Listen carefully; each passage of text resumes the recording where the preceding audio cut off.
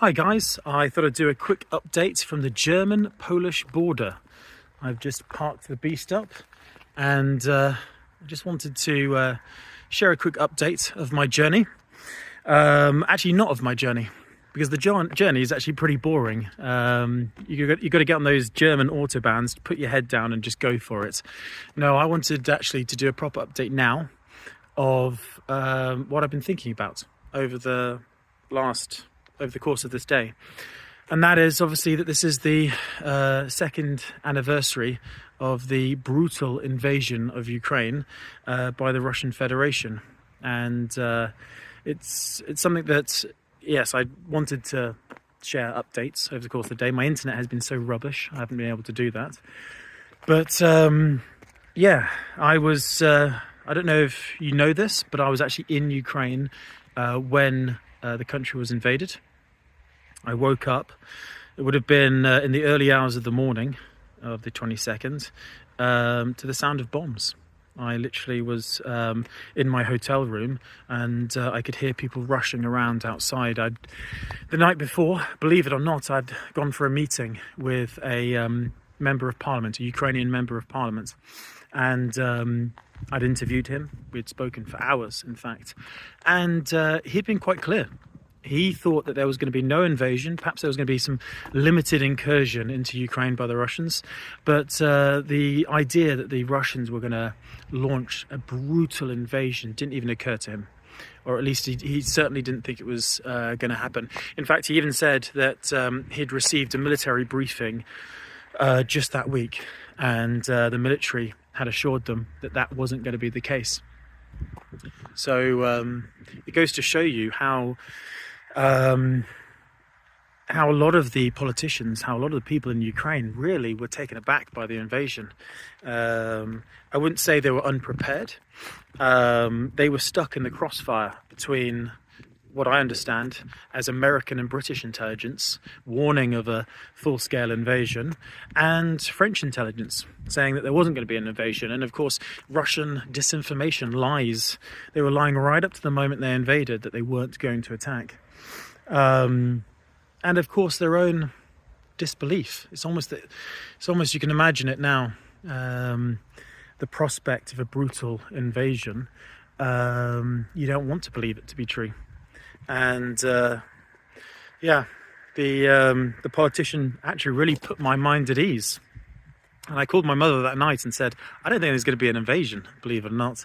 I think there might be a limited incursion. That makes sense to me.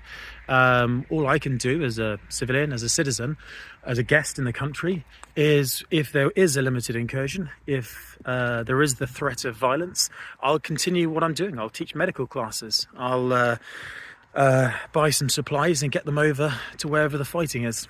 Of course, I woke up that morning to the rumble of bombs. I woke up to a city, sort of almost like a dark cloud had descended on the city. Disbelief. People were huddled against the cold. It was a rainy day, cloudy day. I would have shared some of the videos of my memories of that day, but as I said, my internet's not been good. People were queuing at ATMs. They were queuing in shops, buying water, bread and other supplies. Hunkering down. People were fleeing the city, of course, and pretty soon the roads leading out of Kyiv were completely choked with traffic. I went down to the train station, and I think on that first night, although it was incredibly busy, there were lines around the block, and there was a little bit of chaos. It was pretty calm. I think people were pretty stoic. That would change over the course of the week. I did go back several days later, and there was a lot more sort of anxiety and fear in the train station. It got so bad that the police even had to discharge firearms to sort of keep people under control. I have to say, the people, and I don't want to be controversial here, but as far as I could see on that day, the people who were actually causing the biggest problems in the train station weren't Ukrainians. They're actually foreigners. They were the ones that were pushing and shoving the most, of what I could see. But yeah, it was got a bit chaotic. I was there in the city for several days, and I was forced to flee. My plans came to nothing, and I sort of made a vow as I left the city that I would return and do what I could to help Ukraine. 2 years have passed.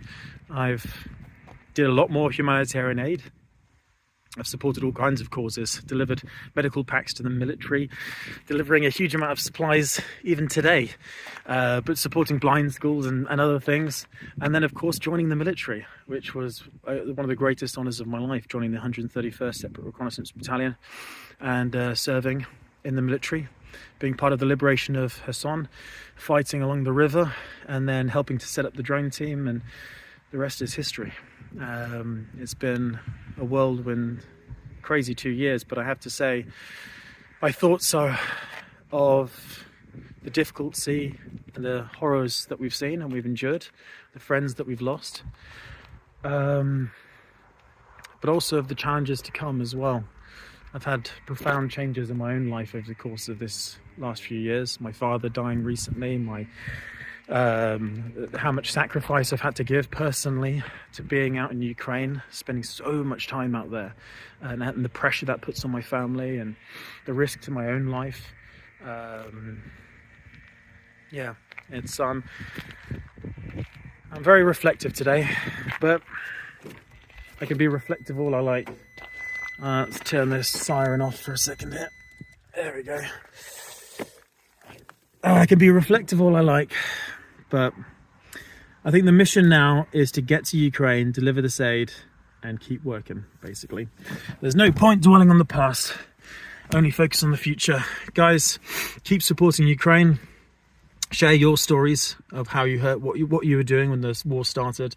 Inform people, educate people, and keep communicating, keep talking, keep supporting. This is a great community online, and some wonderful people all around the world have come together in support of Ukraine, and it's wonderful for me personally to be part of that. So thank you so much for that. Anyway, 7 minutes long, guys. The open road is calling me.